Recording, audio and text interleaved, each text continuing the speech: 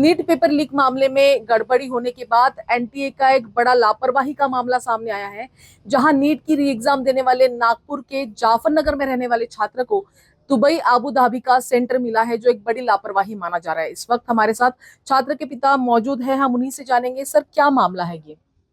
कल हमने उसका हॉल टिकट डाउनलोड किया तो हमको पता चला कि उसको अबू धाबी का सेंटर दे दिया है। इसके पहले जब नीट का एग्ज़ाम हुआ था, पहला एग्ज़ाम उस वक्त उसने नागपुर का ही सेंटर मिला था और उसमें वो अपियर हुआ था और पेपर भी अच्छा हुआ था उसका। लेकिन इस बार री एग्जामिनेशन में उसको अबू धाबी कैसा क्या दे दिया हमको तो पता नहीं। हम लोगों को देखकर बहुत शौक हुआ। फिर हमने उनकी जो हेल्पलाइन नंबर है उस पर हमने कॉल किया। कॉल करने के बाद उन्होंने एक मेल आईडी दिया कि इस पर आप अपनी तकरार नोंद करो। फिर हमने उस पर उसकी तकरार हमारी कंप्लेन रेज़ किया। उसके बाद उनका फ़ोन आया कि हम आपको आज सैटरडे 4 बजे तक के नया एडमिट कार्ड इशू करेंगे।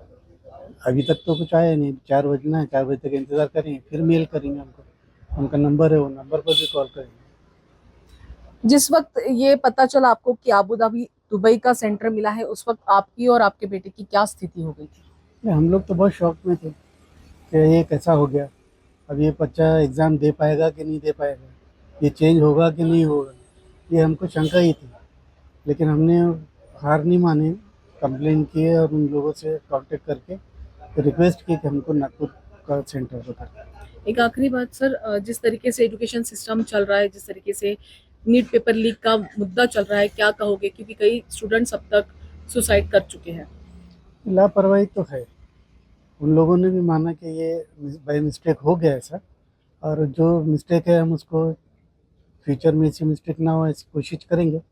लेकिन ये लोग मुझे कुछ सीरियस लगते नहीं है, अपनी मिस्टेक पर कोई ध्यान देते नहीं। इनको चाहिए कि अपनी जो कुछ जो मिस्टेक हो रही है उसको इम्प्रूव करें, फ्यूचर में ऐसी कोई मिस्टेक ना हो, ऐसा उन्होंने सोचना चाहिए।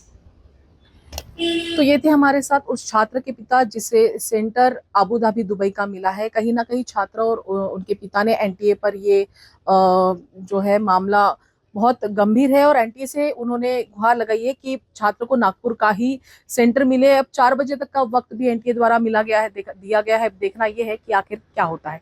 वीडियो जर्नलिस्ट रोशन के साथ मैं अमृता, न्यूज इंडिया 24/7 के लिए। नमस्कार।